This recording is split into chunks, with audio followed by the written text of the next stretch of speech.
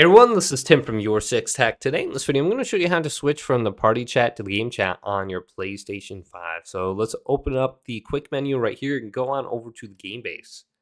And I'm going to start up a party real quick. Looks like I'm already in a party. So let's select my party and then go to the top where you can see the party name. Select this and switch from party to game. And it's switching on over. It looks like I'll be in the game chat now and I'll be able to communicate with people. And I believe if you double press the PlayStation button real quick, it will bring you directly to your game voice chat or the party voice chat. And you can switch on over quick from doing that. So just double press the PlayStation button and you can switch back and forth really quickly.